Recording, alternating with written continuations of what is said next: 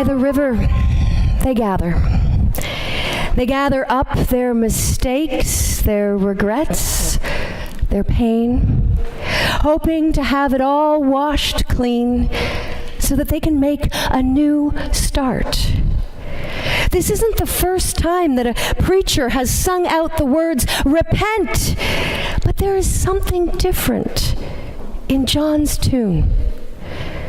So different from the others. And they watch in awe as Jesus and John enter into the waves to begin their pas d'adieu, embrace and dip and sway to the tune that sounded like a holy dove's cry. "This is my beloved. In him I found profound joy." The Christian singer and storyteller Martin Joseph says, "I hope we all have someone singing songs of love to us, songs for the healing and songs for the coming home."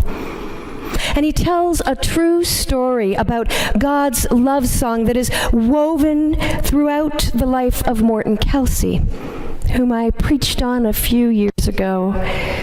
Morton was born in 1916, premature, a breached birth with signs of deficiency clearly in evidence, so that his mother didn't even want to hold him. And they hire instead a young black girl named Clara, who was only 14 years old, to care for him.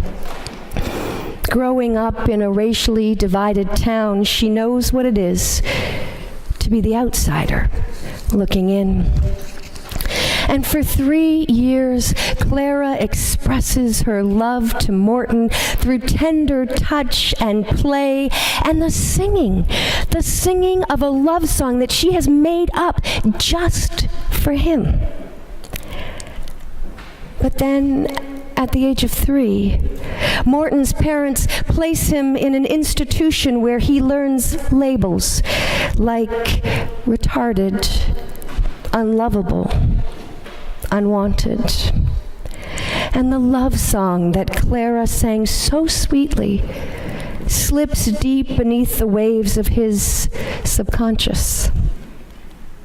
And I know why Martin Joseph says, "I hope we all have Clara singing songs of love to us, songs for the healing and songs for the coming home," because it can be so easy to become driven to the desert of despair by the unkind words that cover up God's song for us and create death-dealing instead of life-giving identities.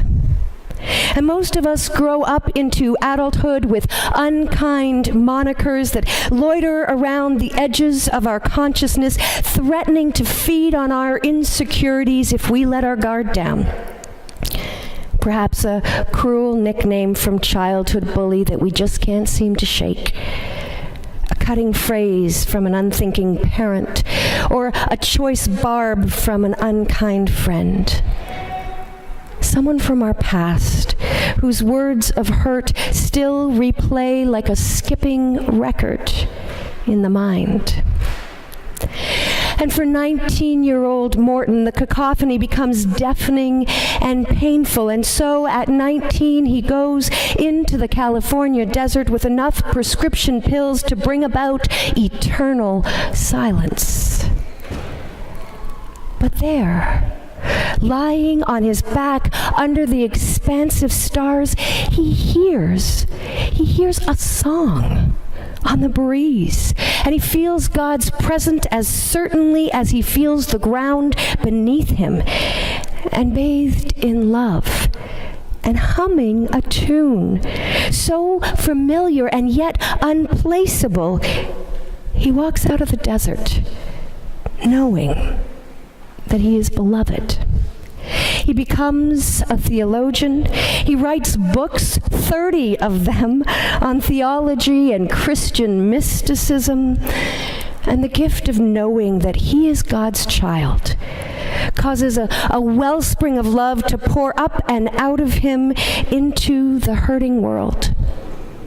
And his writings bring healing to many. And when he is 67 years old, 67, a letter arrives from a stranger named Clara. She is in her 90s, and she wonders if he is the toddler in the old faded photographs that she has carried around for 70 years. And he flies across the country to visit her, and he hears for the first time stories of how he was bathed for 3 years with tenderness, held with care, tickled and touched and laughed with. And as Morton is preparing to leave Clara's room, she asks for one last favor. And she places wizened hands on his own life-engraved face. And she sings a song that she used to sing to him every day for 3 years. But he knows it already. It's the same song that came to him on the breeze in the desert, the day that God baptized him and gave him new life. When he was so lost, it was Clara's love song that brought him home, reminding him of the truth that he has always been loved, knitted together in the womb by divine love that hums and rocks us through every adversity, if only we had the ears to hear it. You may recall me telling you a story that takes place during the height of the South Africa's apartheid regime, when Desmond Tutu was asked in front of a large crowd of Christians, "But what keeps you going in the midst of all this? What makes you so sure that justice will prevail?" And he laughed, that infectious laugh of his, and with eyes twinkling, he threw up his arms and he said, "But I'm baptized." And the room went silent, and they were stunned. And he laughed all the more, and he continued, "Baptized into Christ, where there is neither Jew nor Greek, nor slave nor free, male or female. This is God's promise to us, my friends. God is faithful to us, and God does not break promises. Remember your baptism." The song of baptism is one that rings out in the moment in our lives when we are unsure of the way forward.